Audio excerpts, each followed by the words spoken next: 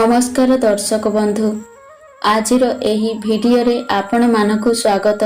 दर्शक बंधु आजिर एही भिडियो रे आमे आपण मानकु जणाइबाकु चाहुचु जे माँ लक्ष्मी गृह को आसीबा पूर्वरु केउ सबु संकेत देइथांती।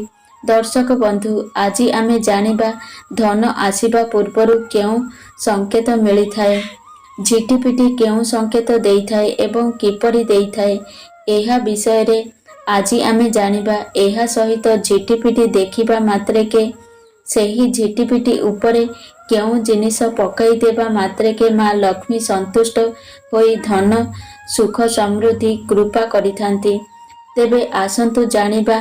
दर्शक बंधु लोके माने घरे झिटिपिटी को देखिबा एक साधारण बोली कहिथांती, एमिति कि झिटिपिटी को एक साधारण जीव बोली मानिथांती। किंतु प्रत्येक जीवजंतु एवं मनुष्य मध्यरे प्रकृतिर एक अलगा अवधि रही थाए। एही कथाटी प्राय बहुत कम लोक जानिथांती। ज्योतिष शास्त्र रे झिटिपिटी को एक खास जीवर मान्यता मिली अछि। ज्योतिष शास्त्र रे झिटिपिटी को देखिबा एवं तार गतिविधि को लक्ष्य करी अनेक कथा वर्णित अछि, जाहार ज्ञान आपण मानकु मिली गले जीवन रे आपणकु उन्नतिर पाहाचरे ठिया कराई देइथाए। ज्योतिष शास्त्र मतरे झिटिपिटी कांथरे देखादेबा एवं भूमि उपरे देखादेबा अबा अचानक तळकु खसी पड़िबा अबा शरीर उपरे खसी पड़िबा इत्यादि दर्शाई थाए अनेक शुभ और अशुभ संकेत विषय रे। एहा आपण निश्चित शुणिथिबे। किंतु दीपावली दिन झिटिपिटी देखादेले माँ लक्ष्मीकर कृपा पाइबार संकेत एहा होइथाए, कारण झिटिपिटी माँ लक्ष्मीकर स्वरूप अटंती। एहा मध्य मान्यता अछि एही दिन जदि झिटिपिटी आपणक उपरे खसी पड़े तेबे वर्ष सारा धन धान्य सौभाग्य प्राप्त हेब। आपण एहा जानिथिबे कि जे झिटिपिटी को देखिबा मात्रेके केउ उपाय करिबा द्वारा आमको अनेक प्रकारर लाभ मिलिथाए। एही विषय रे बहुत चमत्कारी उपायटिए आपण मानक पई आमे नेई करी आसीअछु। तेबे आसंतु जानि नेबा सेही सहज एवं चमत्कारी उपाय विषय रे, जाहाकु करिबा द्वारा आमे आमर भाग्य को बदलै देई पारिबा।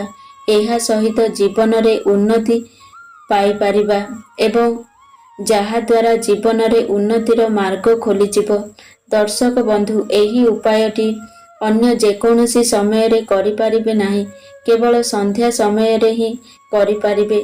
ज्योतिष शास्त्र रे झिटिपिटी एक पूजनीय प्राणी बोली मान्यता रही अछि। एहा द्वारा एहार पूजा अर्चना जोगु धन संबंधी समस्या मान दूर होइथाए एवं आपणकर जीवन रे किछि दुख रही न थाए। एथिपाई आपण किंबा आपणक परिवार रे केही संध्या समय रे ठाकुर पूजा करुथिबा समय रे भूमि उपरे झिटिपिटी देखंती तेबे तुरंत ठाकुर घरु किछि सिंदूर किछि अरुआ चाउल आनी सेही झिटिपिटी उपरे पकाई दियंतु एवं मन भितरे थिबा कौनसी भी इच्छा पूर्ण करिबा पाई प्रार्थना करंतु। एहा कामना करंतु कि ताहा खूब शीघ्र पूर्ण होई जाउ बोली। दर्शक बंधु झिटिपिटी एक एपरी जीव जाहाकु देखिबा मात्रेके लोक घृणा करिथांती, एहाकु भय मध्य करिथांती एवं एहाकु तड़ी मध्य देइथांती। एपरी करिबा द्वारा आपणकर ही क्षति होइथाए, काहींकिना झिटिपिटी को माँ लक्ष्मीकर प्रतीक बोली मानिथांती एवं एही झिटिपिटी को पूजा करिबा द्वारा अनेक शुभ संकेत मिलिथाए। दर्शक बंधु आपणक घर को आपण सफा सुतरा करुथिबा समय रे जदि मला झिटिपिटी देखंती तेबे एहा अशुभ होइथाए। एहा ध्यान देबे जदि आपण घर सफा करुथिबा समय रे आपणक हातरे कौनसी झिटिपिटीर तार छुआ मरी जाए तेबे एहा बहुत दोष लागिथाए, तेणु ताहाकु तुरंत माटी खोली पोती दियंतु। एहा द्वारा आपणकु जीव हत्या दोषरु मुक्ति मिलिथाए एवं माँ लक्ष्मी मध्य आपणक उपरे रुष्ट हुअंती नाही। एपरी न कले आपणक जीवन रे एपरी दुख आसीजिबो कि ଯାହା ଆପଣ କଳ୍ପନା କରିନଥିବେ। ଦର୍ଶକ ବନ୍ଧୁ, ଆପଣ ଖାଦ୍ୟ ଖାଉଥିବା ସମୟରେ କୌଣସି ଝିଟିପିଟିର ଆବାଜ ଶୁଣନ୍ତି ତେବେ ଏହା ବହୁତ ବଡ଼ ଶୁଭ ସଂକେତ ହୋଇଥାଏ। ଏହା ଆପଣଙ୍କ ଜୀବନରେ ଅଚାନକ ଧନ ପ୍ରାପ୍ତିର ସଂକେତ ମଧ୍ୟ ଦେଇଥାଏ। ଅବା କୌଣସି ଶୁଭ ସମାଚାର ମିଳିବା ଅବା କୌଣସି ଶୁଭ ଫଳ ମିଳିବାକୁ ଯାଉଅଛି।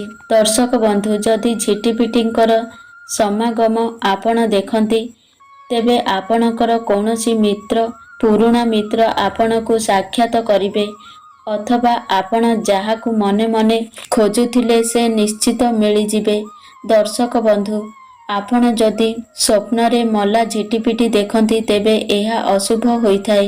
ଅବା ଜୀବନରେ ବଡ଼ କଷ୍ଟ ପାଇପାରନ୍ତି ଅବା ଅଶୁଭ ସମାଚାର ପାଇପାରନ୍ତି ଯାହାକୁ କି ଆପଣ କଳ୍ପନା ମଧ୍ୟ କରିନଥିବେ।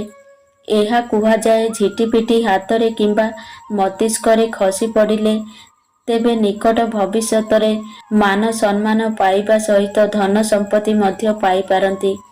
ଖାଇବା ସମୟରେ ଝିଟିପିଟି ଦେଖିଲେ ଏହା ଶୁଭ ହୋଇଥାଏ, କିନ୍ତୁ ଖାଇବା ସମୟରେ ଆପଣଙ୍କର ପାଦ ଉପରକୁ ଯଦି ଆସିଯାଏ ତେବେ ଆପଣ କୌଣସି ବଡ଼ ଧରଣର ରୋଗର ଶିକାର ହୋଇପାରନ୍ତି।